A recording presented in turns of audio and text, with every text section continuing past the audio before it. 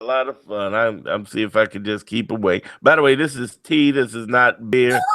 So I just want to say that real quick because one time I did that when I was on the blab, man. It's like, man, is that beer? Like, yeah, dude, this is beer. I have talked to you for 2 hours with this much beer I've been drinking. It's beer. All right.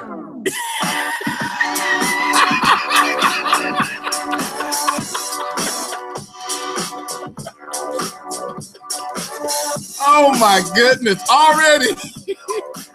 Okay, ladies and gentlemen, welcome to Saturday Cup of Joe. You had a little bit, a snippet of what is going to happen here. All right, I know you guys have been asleep. It's time to wake up, wake up. I want to thank you guys for joining us on Twitter. Thank you guys all around the world for being here. We're going to have a fabulous time here today.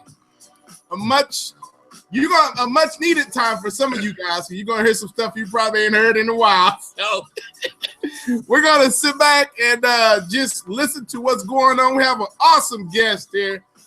This guy's been in the industry for a while. He has a lot of knowledge. He can tell you the ups and downs of marketing. I'm sure he can. Before we get to him, I just want to say this was a very different week for me because a lot of things has happened. But you know what? When you are out there trying to get it, you got to just let it go over and just go for it. You know what I mean? I'm not sure what Billy Boy is today. Billy Boy he's getting ready for a wedding. So I don't think Bill's going to be back until after he gets married. So, cooties for him, and that's great. But anyway, guys, we're going to bring on a guest right now. This is a guy that I kind of met through watching him and doing a few things in the industry, and I know that he's a powerful leader. So therefore, he's a powerful leader. Here we go.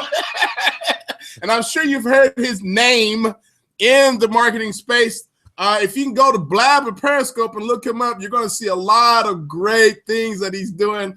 A matter of fact, I joined on his Blab the other day. It was fantastic. Him and his buddy Charles is doing some great things when it comes to marketing. And I want you guys to sit back and relax and listen to Mr. Darren Monroe. What's up, my man?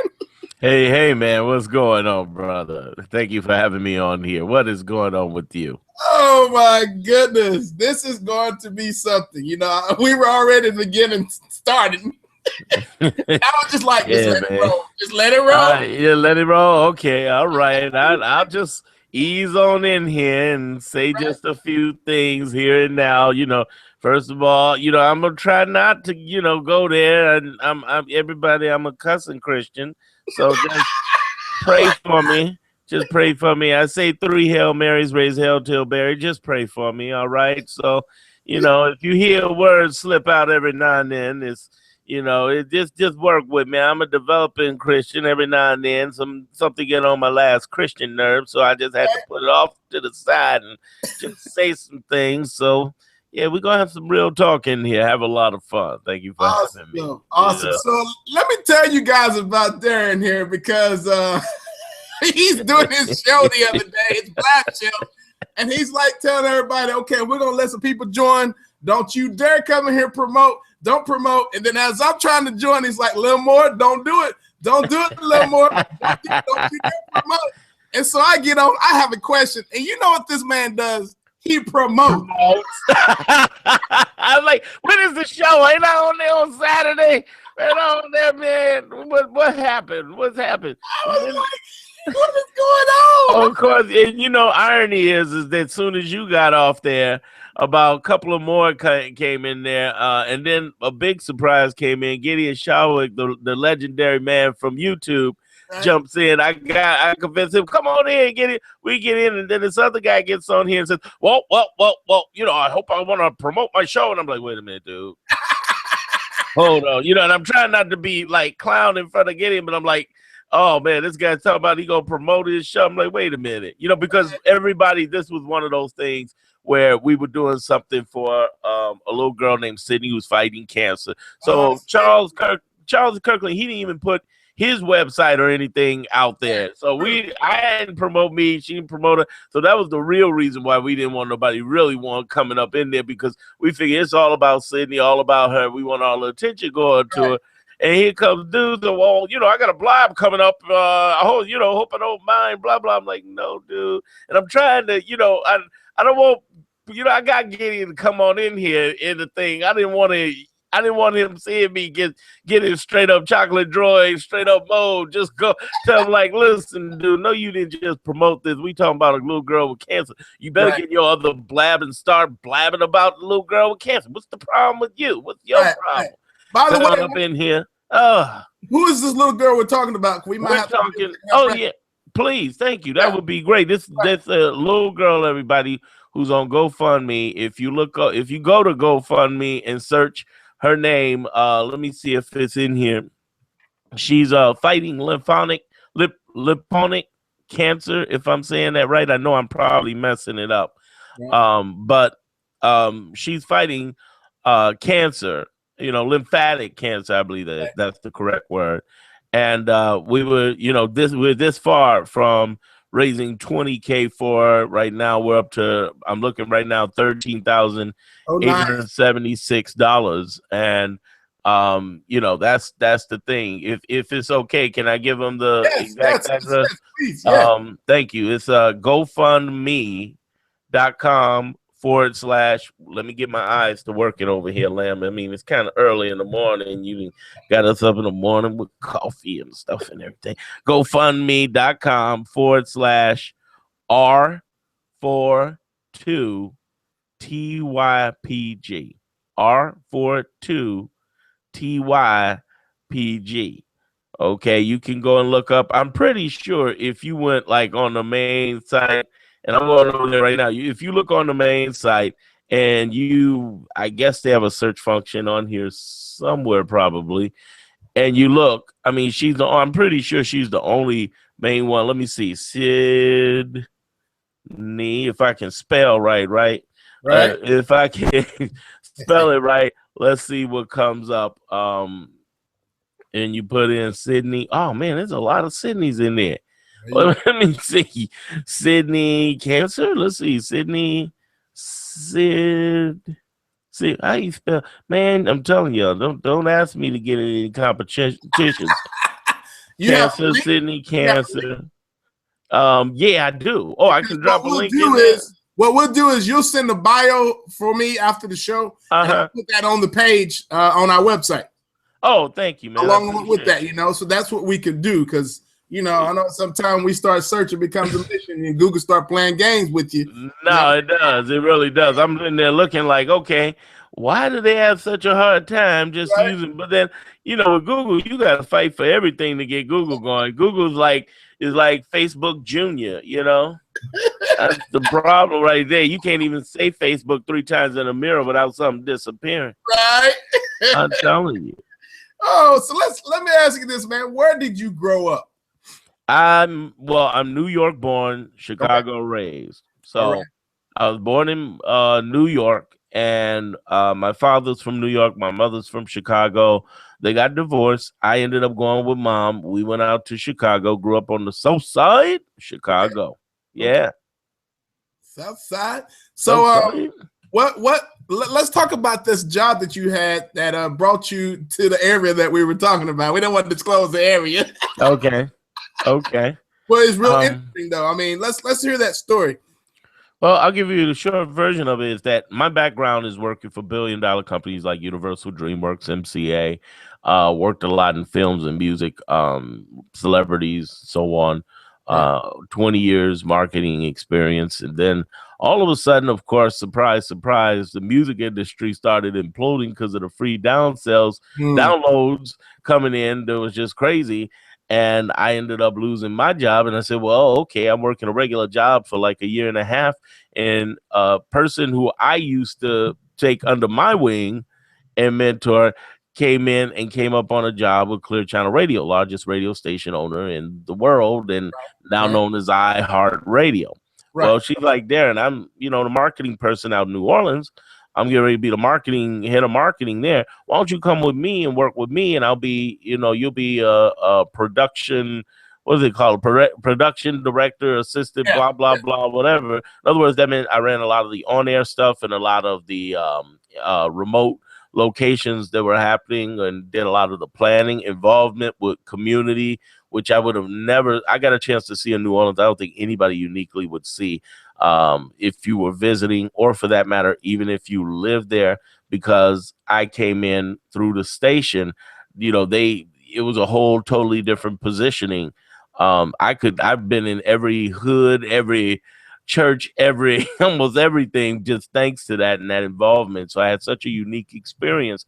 And that's actually where I met my wife, because my wife came over from San Antonio, and she came in, and she was like, working for Clear Channel already. And we met up, started dating, and we dated together, fled together because a storm came called Hurricane Katrina. Packed all my stuff in the back seat and in the trunk, and literally 10 years ago to this week, we had packed up and blazed out of there. Was running right up Mississippi Tollway, and on the other end, all you could see, as far as the eye could see, is every kind of emergency service vehicle on the face of the earth. Wow. And heading in the opposite direction. I mean, the road was shaking, man. It was just really surreal. We're calling everybody, and everybody's calling us because they're like, we're looking at CNN. This doesn't look good. I'm like, yeah, we out. Okay. So we basically got up to Tennessee, and we thought we'd go right back, because this was like the umpteenth alert since being there, just for the few years I was there. And I'm like, everybody expected to be back. Oh, we see you on this gonna be a good vacation. We'll see you on Wednesday, man. This is a paid vacation. So we're like, all right, cool. So we went up there. And when that storm hit, and then we started seeing the helicopter, I knew when I saw the CNN helicopter above my local Target, and it was underwater. And I'm like, what's that metal thing sticking out? Oh, that's a shopping cart. It's so high up, it's a shopping cart. I'm like, wow. Okay, this is not good. So my first reaction was, okay, well, this is getting ready to change. Then, when the storms hit, they go from hurricane to being tropical storms. Right. So when it came up to Memphis, where we were in a hotel, and I saw the level it hit Memphis, like, oh man, this is bad. This is really bad. So we drove over to San Antonio, which is Clear Channel Radio's headquarters, and that's where Cara and my wife used to work. Mm-hmm. And here I am in the, what turned out to be a FEMA paid for hotel, and I'm like, well, listen, I've been talking about starting something for the longest. Maybe this is a sign from God. I need to go ahead and do this. So I started launching websites from a FEMA paid for hotel, man. And get out of here. History, man. Seriously. The rest is history, man. I tell people, I'm like, before the song even came out, started from the bottom, now we here. Yeah, right. That was that. That boy was still in school. You don't even know. You don't even know. Drake don't even know. All me. Goodness. Lil Wayne was Little Wayne. Right. Back then, he still, back then he was still knocking on, baby, could I please have $10, please, for the bus? So basically, this is before everybody was, everybody was everybody in that. But yeah, and 10 years later, I hear it's over 100,000 according to my assistant Jenny, but right. I just say 50,000 programs, products, and services across 100+ countries. And then I went through the whole metamorphosis of going from low pricing to high pricing and teaching people the same stuff, how to charge more money. That's interesting, because you went through a whole season of charging, really low prices throughout those services. And what made you wake up and say, the heck with this, I need to charge more? I mean, because there comes a point in time, you have so many things out there, but then that still ain't enough. I'm doing way too much. What made you come to that realization that it was time to change? 4,000 people who pay me $20. And the greatest thing about 4,000 people paying you $20 is, even if you have affiliates, 4,000 people paying you $20 is great. But the scariest thing about 4,000 people paying you $20 is 4,000 people paying you $20. Right. And the craziest thing about that is you have this, even if you have assistants and everything, you get the wrong type of people for that pricing. they got the cost of a pizza, so they think they can raise hell with you, or maybe they've been through some hell with, themselves and had bad gurus or whatever. So all of a sudden they take this out on you. This was the first time. I mean, we're talking about 6 years into me doing this. I went from creating entertainment websites to small niche websites. It built up like 170 of those. And then I met Bob Proctor in 2010 from The Secret out in Arizona, man. And he was like, Darren, what are you doing? That cool Bob Proctor-y Canadian voice. Hello, how are you? And Darren, call me Bob. Call me Bob, Darren. And I was like, cool. Well, I guess so, Mr. Proctor. No, call me Bob. Really nice guy. And he says, Darren, you're a nice guy. You should go ahead, if you don't like doing that, you should be teaching other people. I can see, because I can see you interacting with other people. I got a sense that you're going to be great. I said, you really? I said, yeah, okay. Then he gets on stage, sells a $10,000 program or something.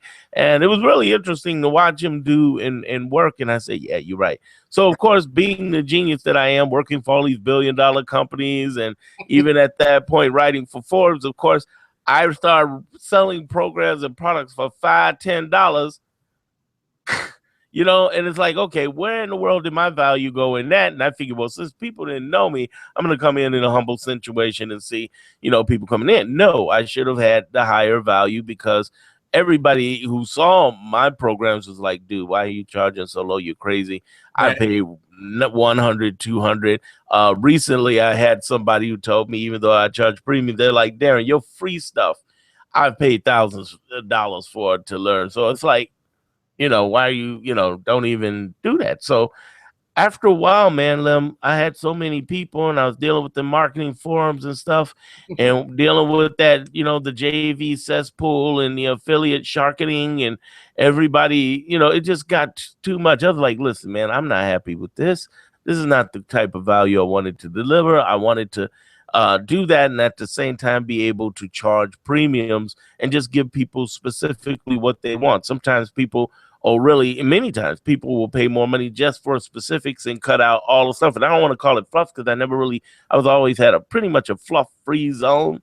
Right. But it was like, how do you go direct to the jugular? I mean, if you've been there, done that, you don't want to go through 17 different beginner modules. You want to go directly to I need this specific thing. And I was really good at that, at pinpointing problems for people. And I said, you know what? I'm going to go ahead and do that. Got some mentors, started pulling myself out of this situation, and said, you know what? I got to stop being in the everyone business, as I call it, and start making the shift and start going into, the premium pricing, because it's just absolutely to continue in that way. In fact, out of those 50,000 products, programs, and services and all the money, 3% of that accounts for 80%, because I started charging more. Right. Nice. Very nice. So, go figure. Yeah. When you were building websites, was this just for online people, or was it for the service industry? What was it?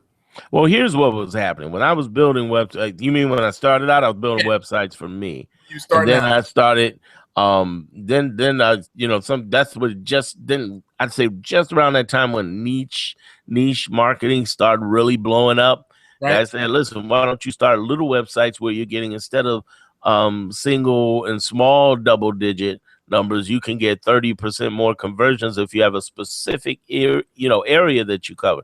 So I found little bitty subjects, just the simplest stuff, like how to clean certain types of furniture and so on.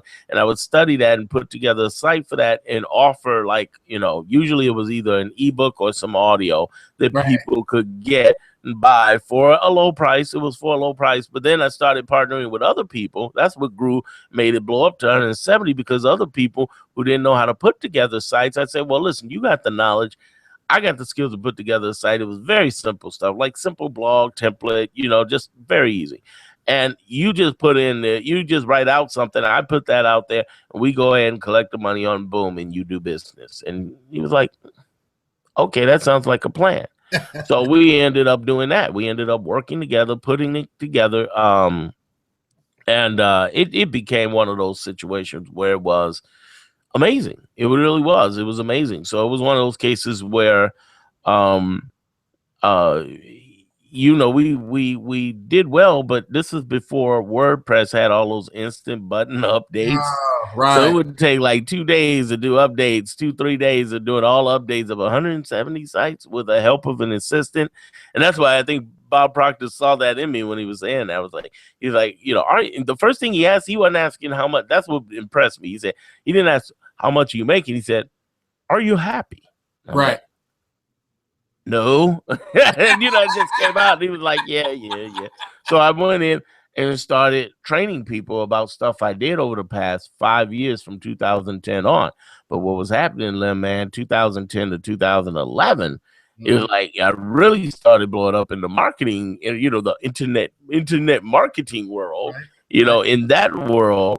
And I said, this is great up until it wasn't. And it became, okay, I got to transition out of this. By 2012, 13, 14, I was doing private consulting. I mean, everybody, over there in the internet marketing world, over there where they at, they were like, Darren, what happened to you? You're gone. I'm like, yeah.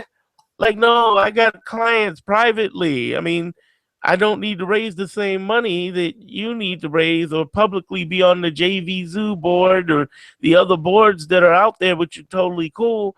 But I don't need to be out there. I was one of the first people they invited to come over to JV Zoo. And I was like, man, that would have been great and everything. But it's like, it had nothing to do with JV Zoo. It had everything to do with the fact that I just didn't like being in that environment. It just didn't rock well with me, man. Right. So you kind of, went your own way and kind of just bypassed all that. I heard you call it scammer guru stuff. Well, yeah. I mean, here was the thing. You had to say, oh, I'm the only one. It's pretty much like you were, and there's several people. I can't say it's most, but I can say many. And I think we all know that there's many over there. And the problem was you dealing, it's just like people who are dealing in the startup world in Silicon Valley or dealing with the hedge funds over in New York. The game is the game. So you're in the midst of a very competition-based game. To shady business. And the scary part about shady business is that it wasn't always people who look shady. It's the nicest people who have the nicest smile, greatest people, and they just they just stab their people in the back, and they're the nicest people. It's like the old saying, bad people do good things, but good people do bad things. And it was those shades of gray. It wasn't black or white. It was a series of messed up grays over there that I just didn't feel good or comfortable with. I mean, heck, there's some people we both know who didn't feel comfortable with. And when I called them out on it, it just got, everybody gets quiet. That's another thing. Everybody got quiet over there. You say any real stuff, it's like, oh, Darren, you're being negative. You're talking about blah, blah, blah. And Darren, are you hating on blah, blah, blah? I'm like, blah, blah, blah is robbing all of our customers and mistreating them and just trying to be, just jacked up. And the reason I talked out about it was not to be some sort of butthole or anything. It was like, man, if you're doing that stuff, do you realize that makes it bad for the rest of us? Do you realize that? Because the problem is that it's bad for all of us. True. So if it's bad for all of us, maybe we shouldn't do that. How about that, Chief? It's like, but of course, everybody didn't want to do that. They didn't want to speak out on them. They didn't want to talk about that, man. They wanted to keep it all off. Oh, let's just keep quiet and just make our money. And because we don't want to say anything, we know we're not that way, and we'll just speak out about it, but we won't call real people out about it being internet sharking. Like, wait a minute, hold on. Don't you realize that makes it just that rough for you to have that conversion and that credibility when everybody else is playing the robbing and stealing? I said, so wait a minute, hold on. I got to differentiate from you. And then when I began to understand really clear, Lim, that, I hadn't been doing the math right. Instead of trying to sell to 4,000 people at $20, let me sell to 20 people at $4,000. Right. It's way more sexy, way more manageable. And guess what? The people who pay the higher rates give less of the headache.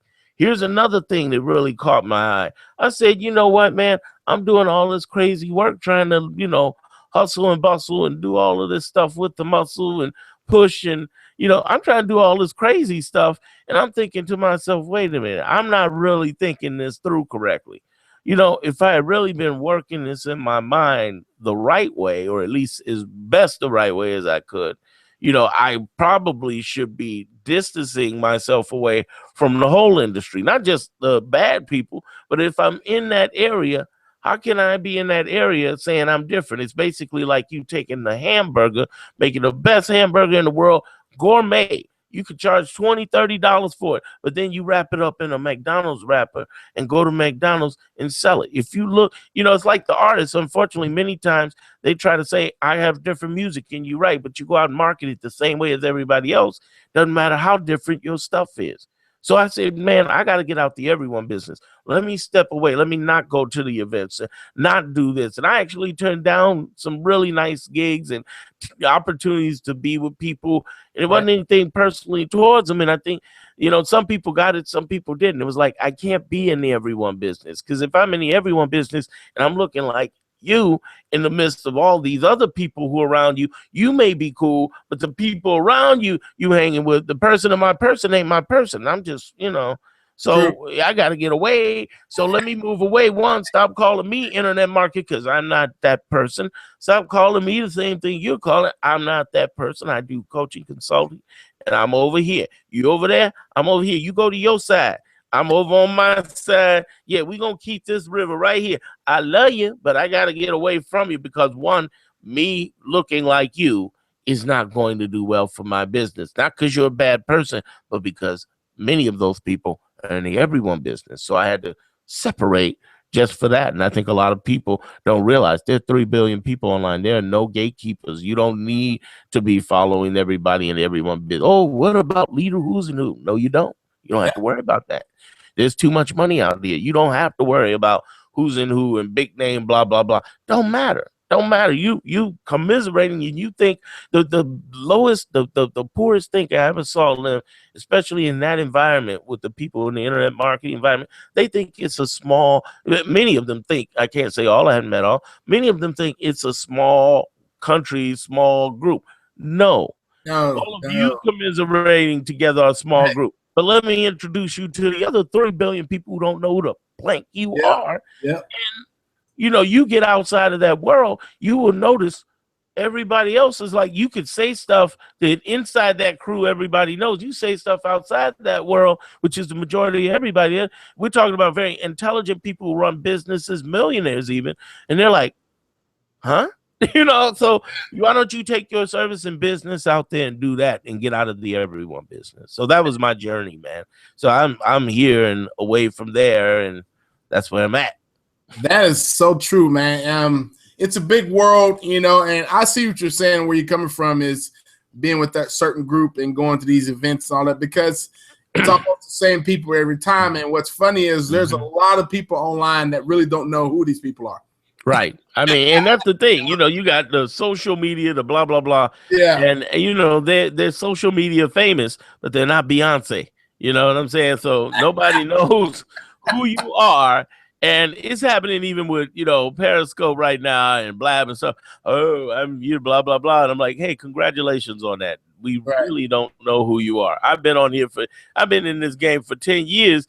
And I don't know who you are. And if you making stupid money, I'm happy for you. But don't get on here and confuse your fame with your finances. That's one. Okay. And then don't be coming here trying to look pretty over profitable. And then on top of that, you want to come into the game and talk about, if I know people who are making 30 times, 50 times what you're making right now, who come in there and saying, listen, I don't nobody know me. Then you need to reassess where you think you are and relook at it, and that's why I joke around telling people, because I'm sometimes doing a parody talking about Darren Monroe, but it's like, hey, listen, the whole idea is that, nobody knows everybody. And the truth is that it doesn't take a lot of people when you're charging premiums to deal with that in the first place. I mean, a couple of hundred people a month is all you really need. Right. So it's like you really don't need 4,000 sales unless you're doing it at $20 and you want to lose your mind, which I don't suggest. So, I mean, I saw somebody recently, they were offering a program and something else that came with it, some software. Nicest person in the world, all straight up, all legit. But their sales page looked like forever, ever. They wrote this forever sales page, all this work for $27. I'm like, man, wow. I'm sorry, that's crack money. You talking about $27.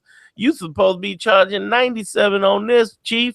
At least $100 off this $27. you know, and it's like, wow, they got 1,000, they got, 1,000 plus sales. I'm not hating on them, but it's like, ooh, I don't know. For me, 1,000 sales at 27, man, honestly, I'd rather break it down to 200 at 100, Right. 250 at 100, because that's manageable. And at the same time, it's a whole different crowd at $100 plus, $500 plus, 1,000 plus, 5,000, 10,000 plus than it is the people who are $27. Never again. Not going back. Not going back. Trying to belly off to that, piggyback off of that. A lot of our guys in this group are local marketers, and I know there are a few that still are struggling with their pricing. How do you get to the point where you psychologically change your mind frame on the services that you're providing versus Joe down the street that is gonna probably have the same prices as you? I mean, how can you get yourself in that premium mode? Oh, that's easy. In fact, I'll tell you a funny, true story about that. I'm glad you told me that you have local marketers, because local marketers want to see me. They definitely want to hear me first talk about this. Okay. Here's the thing. I learned about local marketing years ago. From my homegirl, Laura Betterly, who was like incredible. She did something with Ryan Dice called Local Mobile Fusion, Mobile something Fusion. But she was so cool. She did an incredible job on that. And back in the day, I used to do like marketing reviews on videos through marketing forums, like the Warrior Forum and stuff. The thing that kicked that off was Laura, because she did like training for weeks for $97. I mean, really put some stuff in it. I'm like, are you sure this is a Ryan Dice program? It's like, man, she put a lot of work into this. I'm like, dang, this is incredible, right? So I learned a lot from there, and I said, you know what? I started doing a few things, but not a lot of things, because my dream was always to run it online and really not deal with a lot of businesses. Right. So I'm off at this mastermind some years ago, about 2-3 years ago, and these three big local business owners, one out of New York, another one out of Chicago, another one out west, was talking, and they were talking about all the crazy things that happened, how they got 100 different social media and SEO people reaching out to them to sell them, blah, blah, blah. And, just the whole nine. Right. Mm-hmm. And I said, okay, well, yeah, that, I understand. I said, what's funny? I don't understand why, somebody doesn't just come up to you and say, listen, how you like to have more people coming up to you to leave their email saying, I'd like to get an appointment to make more money, or, hey, would you like to, or call you up and say, I'd like to make an appointment with you. I'd like to give you more money, or coming into your store, if it makes sense, and saying, I'd like to get you money. Either way, having three ways like that, wouldn't you like to just forget all of that stuff? Because that just seems stupid to me. And they laughed. And then one of the ladies, it was three of them. One of the ladies said, can you do that? And I'm like, yeah. I say, but I got to warn you, I don't want to do any of the, I'm not doing any SEO, social, Google. I'm just doing whatever I could do to get people to you. Would that be okay with you ethically? And I signed anything, as far as, saying, hey, I'm ethical. I'm not trying to do any sneaky marketing or, weird stuff. But if I just got the people on your list with their numbers, or got them calling you, or at least got them to that point, it was great, and what was really interesting about that was, they said, yeah. And I didn't want to do it with a lot of local people, but that's what I ended up doing. And then I had a secret group about 2 years ago of people, local marketers. It was about less than 15 people that I brought in and was helping out. And, it was incredible. In fact, Mike did an interview with me. So I guess I could tell you, Mike was one of the members of that. And it was kind of a quiet thing. It was so quiet, other people didn't know other people. I made it like the mafia. Nobody's going to know anybody, but it's going to be cool. We're going to be all right. And, made Mike, prick his pinky finger just so he could join the mafia mode. And we're talking about Mike Heath, y'all, last week. Yeah, Mike Heath. I'm sorry. We were talking, and I was like, man, Mike, man, here, let me show you this. Boom. And the first thing I kept telling local marketers is this. And Mike was like, oh my God, I never even heard anything like this before. I said, Mike, stop saying in front of clients social media and SEO. Let the social media, local SEO. You know, the truth is, and I got proof, they don't care about that. All they care is how many leads they got, how many sales they got. If you can talk their money, leads, sales, and results, you can bring it to them. For instance, going into somebody's marketplace and asking them, hey, listen, what's your best selling program or product or service that you do? Oh, you do that? Okay. How much does that cost? That costs 300. Yeah, that sells pretty well. Yeah. So if I got 20 people in the door, how many people could you sell? Now, as you know, there's nobody out there. So it seems to be there's nobody out there who would ever say, oh, I can barely sell anything. No, most of them say, oh, I can sell most of them or a lot of them and sell half of them. I said, well, let's be modest about this. Let's say you got 30% of those people close in the door at $300 a piece. I said 20 people, that's 6 people times 300, which is $1,800, right? 1,800, yeah. So this month you wouldn't have a problem going in at about $500 to $1,000 to kick this off, right? Because honestly, I just showed you $1,800. And he said, well, how in the world are you going to do this? I said, well, I would love to mention that SEO, social media, wizardry, and Puff Daddy, whatever. But instead of doing all that stuff, how about I just say I know a bunch of stuff on the web legally that I can get you done to get people on your list and get them involved with you. I can tell you about a bunch of names and technical stuff, but it's pretty much like that plumber that came in to fix your toilets. Do you really want to know what's going on, what they drilling through? Or would you just really like a nice, fresh, clean bathroom? What would you like? Would you, if you go in, or if it was a restaurant, man, I tell them, or somebody dealing with food, I tell them, do you really, does the person who bring you those beef patties, do they tell you how that really got made? Right. They don't tell you like that. And you don't care, because as long as you can put it on the grill and make your money, you care, right? I mean, I will sign whatever you got saying it's illegal and it's ethical. I'm not doing any weird stuff out there. You can Google me and do that, and I'm straight up good people.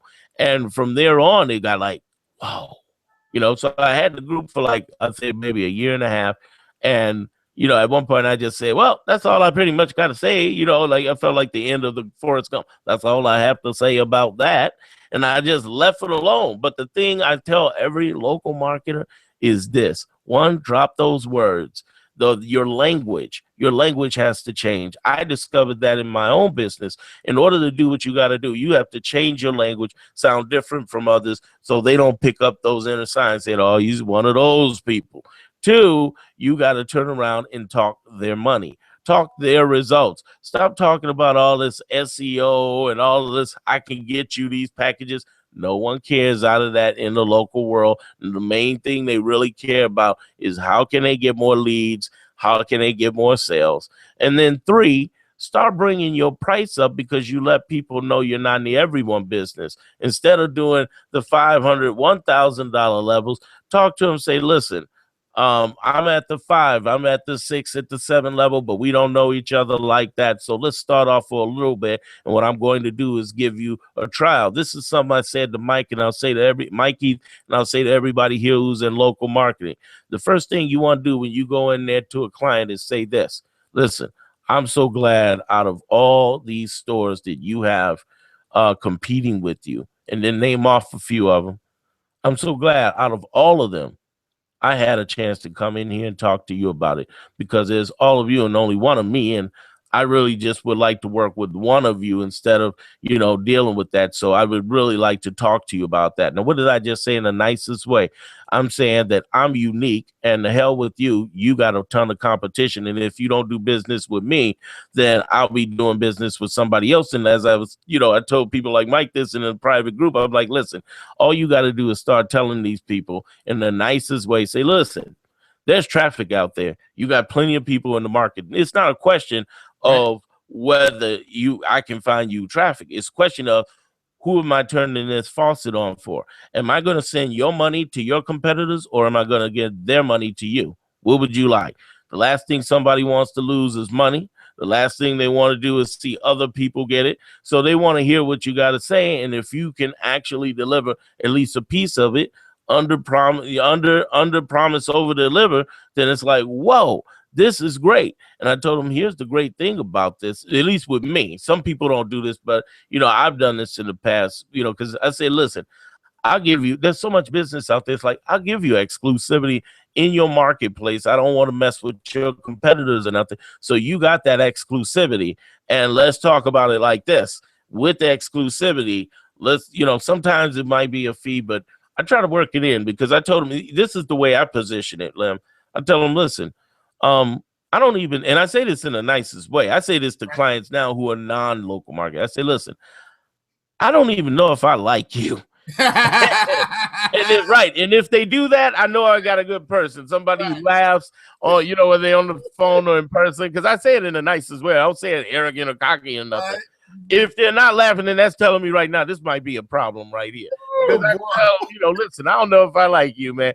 So let's and I compare it to dating. I say, hey, listen, we're in the courting season, so I'm not trying to stay with you. You're not trying to stay with me. There's no heavy strings here. Let's see how we can build together. If I'm showing you the money, then I'm here. If I'm not showing you the money, hey, I'm gone. It's totally okay. It's all right. But the thing is that I tell them, listen, either I'm working with you or I'm working with your competitor. Where you want the traffic going? You want it going to you? You want it going to them? You want your money going to them? Look, I just said that. You want your money going to them? Okay, well, it's okay. I'm not mad. I'm not trying to be mean here, but, and I've had some clients who've been like, well, Darren, if I tell that to them, will they be mad? Not if you say it the right way with a smile. They don't want their money to go to them. You're not trying to take nobody off, right? But the point is, if you reposition it, basically what you did is came in there with your language different. You came in there talking their results. Mm-hmm. You came in there saying they got a lot of competition. You don't.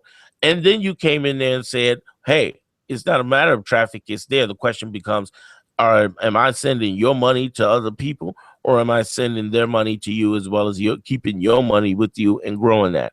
And when you do that, that repositions you immediately them out the, about them. But the thing is that repositions everybody out the door away from the pack, because the worst thing you want to do is frame yourself in a position where they're choosing you. They don't choose you, you choose them. Without you saying that, you can go in there and switch the tables on them. If they think you're in the everybody business, inside of a couple of minutes, they'll realize they're not. And if they don't, well, that's okay. Here's the reality. You could have the greatest deal. You could help somebody, help them know you can help their business know you can help them. But guess what?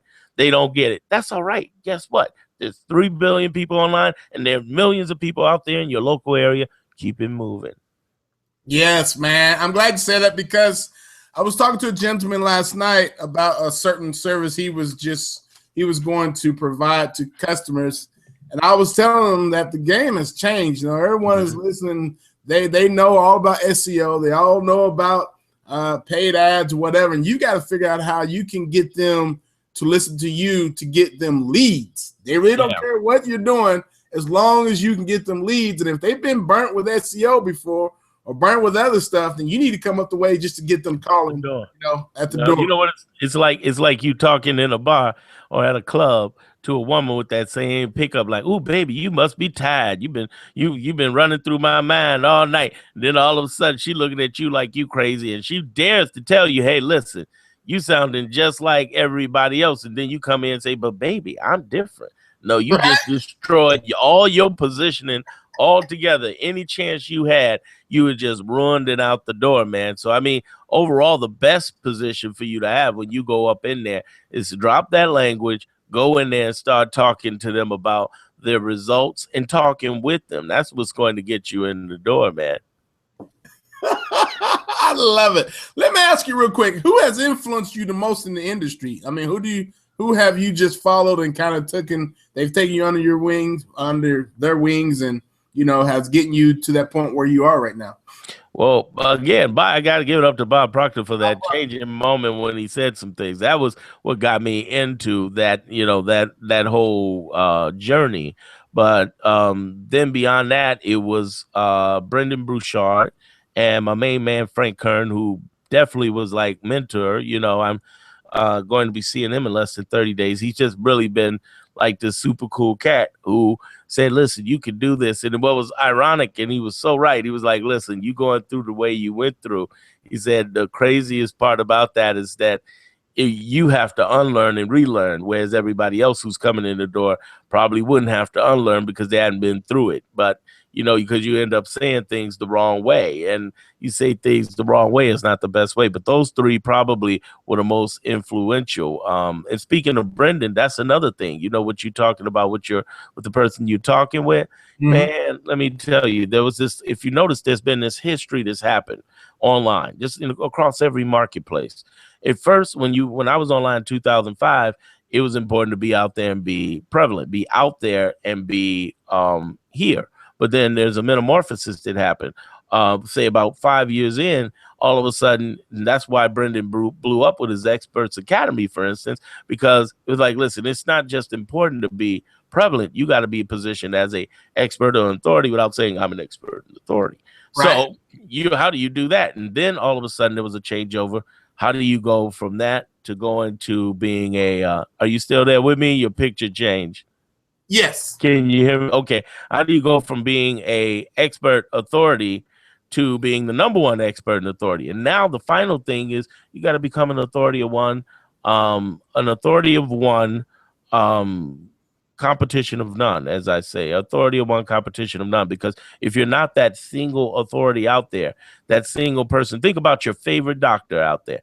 You don't want anybody else. That person, he or she is your person. That's an emotional connection that's there that you're not going anywhere else but to your doctor and to your person. And that's the person you need to become to your audience, that I'm going to this person to make this happen with my dream. And that the minute you get there, the minute you're in that position, the better.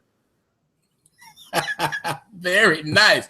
Boy, that's some I knew this was gonna be interesting.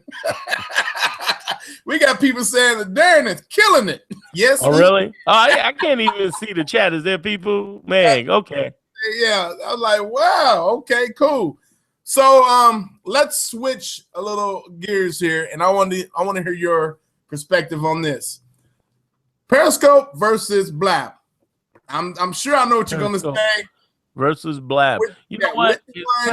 It's different. I think it's really different, man. Because Periscope is, hey, let's get in the room, have a silent chat, and the people who can comment back can basically type back. So it's basically you covering that conversation, but you're having a more intimate conversation with somebody where they're able to chat to you, but you're able to talk directly in a personable way to them. Whereas Blab is more communal in the sense of it's really more Blab versus Google Hangout. Because it's like, okay, I can have several people on at once and connect with once, plus the sideline chat, and they can jump in and connect. I'll tell you, I mean, between the two, I think both combine with each other. I don't think they really compete with each other because it's a totally different thing. But it's a little more mobile, at least right now, with Periscope, because that's the main way they're using it. But right.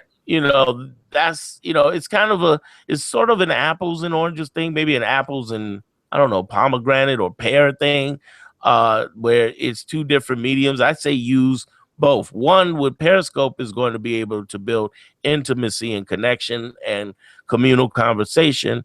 And the Blab is there to do it in a more open way that connects with people and gets them laughing and engagement. So the higher you can get engaged with someone like you coming in, smiling in on the middle of the thing, talking about, hey, how you doing, man? Smiling, everything. That's going to be a plus. The first time I Blab, man, it was incredible, man. I mean, at the tune of $3,000, because I was sitting there with a beta program, I'm just trying to get some beta testers on. And there's one lady, there were people who were coming in, I had never met before, never ever seen me in 10 years. I had never seen them. And that's what I mean by no gatekeepers. And they came in like, oh my God, you got to get this program. And I'm like, man, I just met this person. And I'm telling them on Blab, I'm like, I swear, I did not pay this lady to get on here and say this. I did not pay this. So it was one of those things where Blab is fantastic, but I wouldn't short up Periscope. The one thing I will say too is that I really think Google Hangouts is a little more in trouble with Blab, and I think that Periscope, YouTube and Facebook have now jumped up because they realize it's powerful. Meerkat's more in trouble.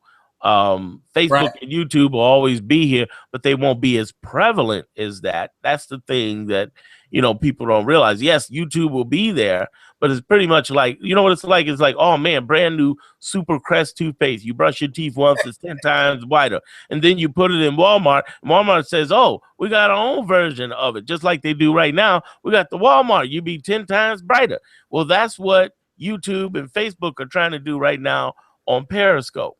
They're like, oh, we got our own Periscope-like thing, but it's not the same. It's a people movement happening over there. Periscope and Blab. That's the most important thing. It's not the technology. It's the people that connects it. It's all about the people and the engagement that's happening. That's what's super powerful. Right. So let me ask you this. What was your toughest time in marketing, man? We all have tough times in marketing. So where was your toughest time and how did you come out of it? Oh, man.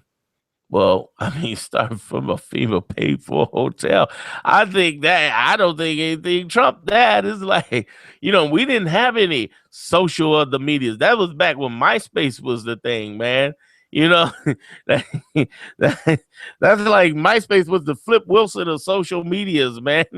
We didn't have anything going on. So it's like we had forums and you had to figure it out. Then they were talking about advertising, but I was like, man, I can't advertise because I don't, I'm willing to learn, but, and then all of a sudden, all the YouTube, all of the Yahoo advertising and the Google people had got kicked out of Yahoo and Google, and they were all making all that noise, complaining about it. So you really had to hustle back then. So I think that was probably the hardest time. As soon as you got past 2007 or 8, for me, it became a lot easier because my thing, the only issue I had after that time was one, what was it that I wanted? What was it that I wanted to do that I was passionate about that I could build a platform on?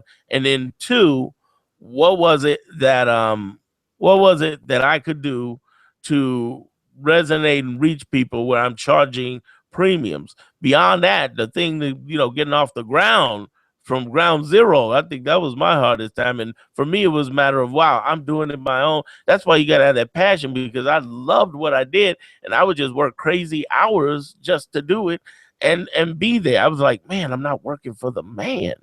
That's like amazing to say that I've gone 100. Yeah.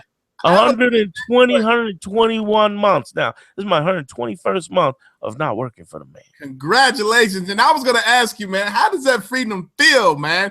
I don't care what happens. I could be down to my last dollar. I'm not going back. I will find a way. Exactly. You know what I mean? That's what I had to tell my wife. I was like, there is no plan B. I'm not going back to this. I understand. And she's an accountant. So it's like, this is what she likes to do and loves to do. And she's good at that. And a natural, just a brilliant person at that. But the whole thing is, I'm like, listen, I knew deep in my heart, even working for other people, even working at all these wonderful companies, I've been honored to say I've worked at for $1 billion companies. I just knew in my heart, it wasn't for me. It wasn't what I was supposed to do. And if you feel like that,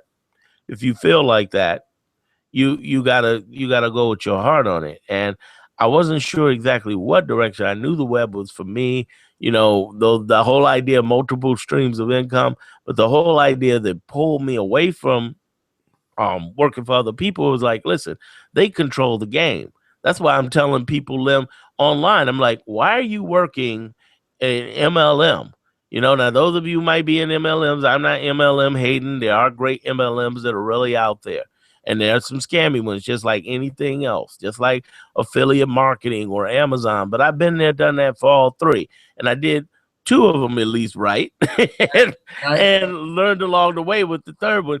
But the thing is that why you working 100% of the time for 50% or less of the money is crazy. And they own the game. Even if you're making great money, they own the game. As soon as they pick up their board and their pieces, it's over. Why not build something either at the very least around that, or find some digital properties you control? It's what I call digital sharecropping. You trying to get over there. Same thing. That's what brought this whole thing with me and Charles Kirkland talking, because I said, man, there's alternatives to Facebook ads. Facebook is very small. People say it's large, it's its own city. Yeah, but it's still not all of everybody, and it doesn't control the whole game. And there's so much traffic. There's Bing, there's Google, there's that what he was talking about on there with iTunes, with Apple. Twitter got in the game now, and now you got Instagram and Pinterest jumping in. It's like, listen, everybody, there's more opportunity out there than there's ever been. And if you just use one channel, it's basically like an investment, putting all your eggs in one basket. So there's a ton of opportunity. Now, I don't know where I've just spun this off into, but hey, I just went off on a tangent. I'm so sorry. I'm so sorry. I get it. And from listening to you guys, because when I came on, I had a question for Charles, and I didn't know that marketing platform that he was talking about was even available as advertising. And the way he went through the funnel, I thought, wow.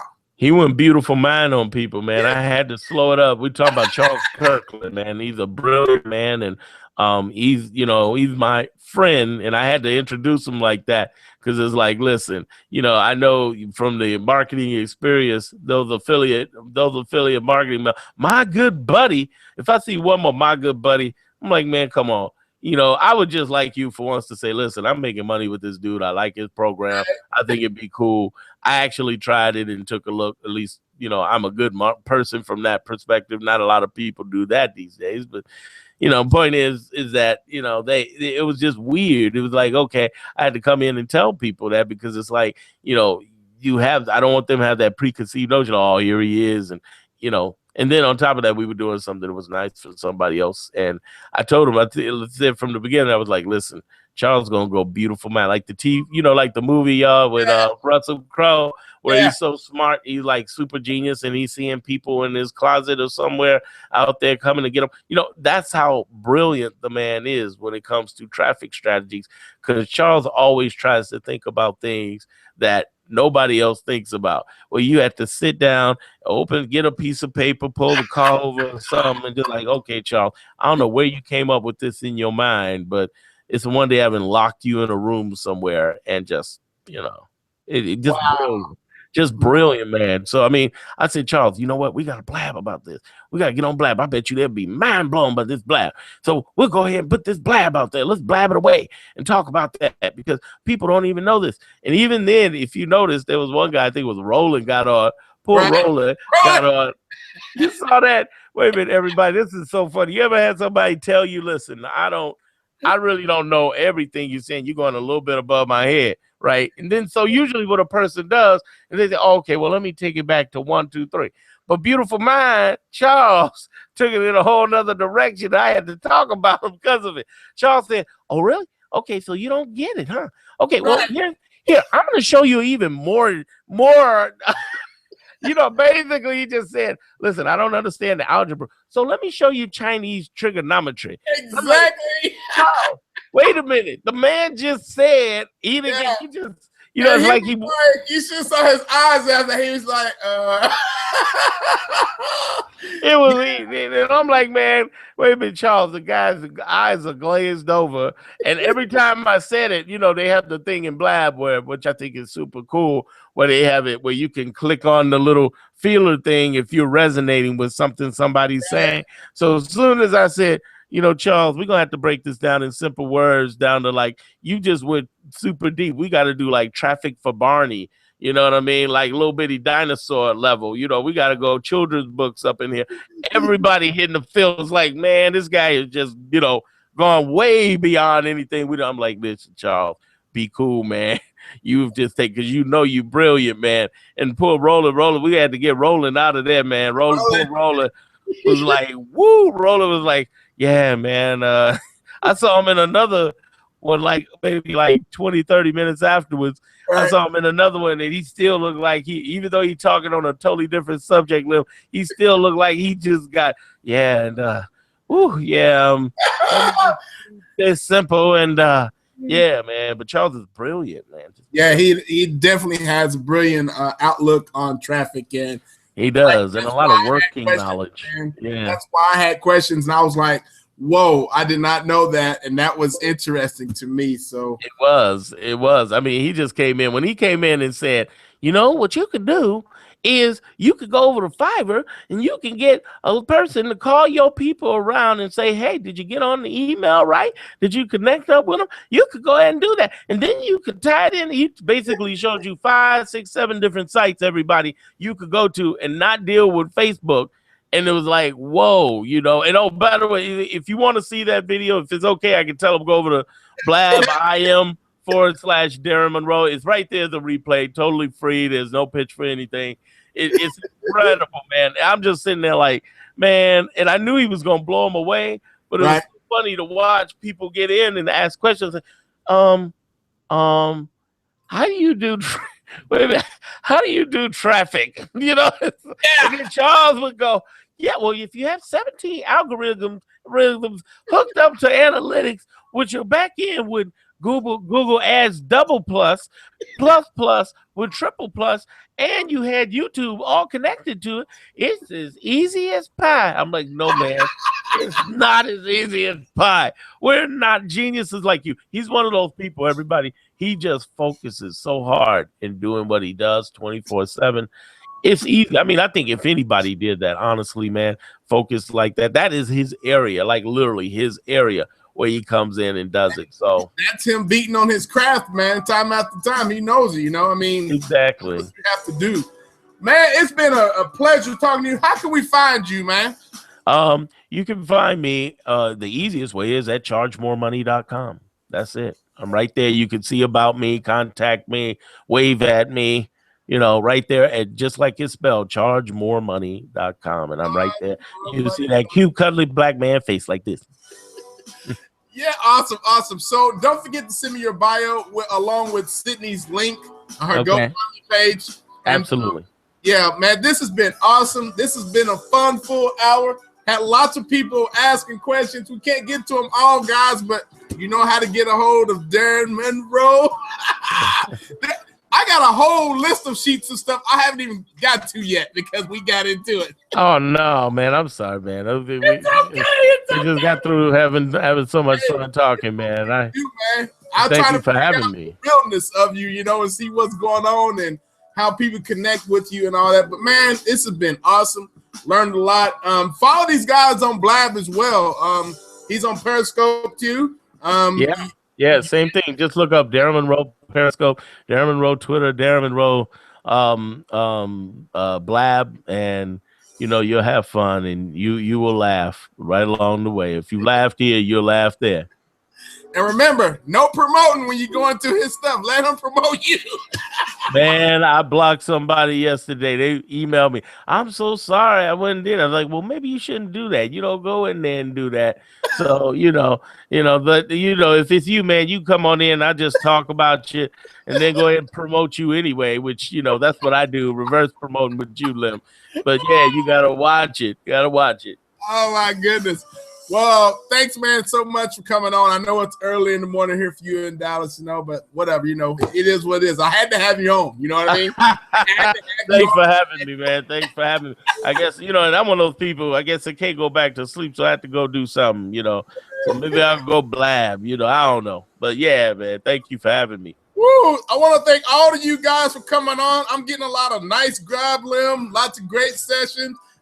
Awesome cup of Joe. Darren's the man. I'm getting a lot here, so I'm glad you guys enjoyed this. I knew you would. So if you need to go check out the replay, go to SaturdayCupOfJoe.com and you'll see all the past episodes. If you have a question, you can always go to the microphone to the right of the website and send your question.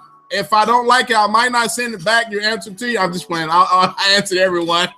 You can follow us online also as well. Also, check out the new Experts Online Summit that we're going to be doing with a partner of mine, Tim, this weekend on Sunday. I don't know what the exact time is, but check it out. But anyway, Darren, I guess I'll be having me, brother. I appreciate it, man. I appreciate having you and you having me, having me, and being on here for the laughs, man. Thank you for having me.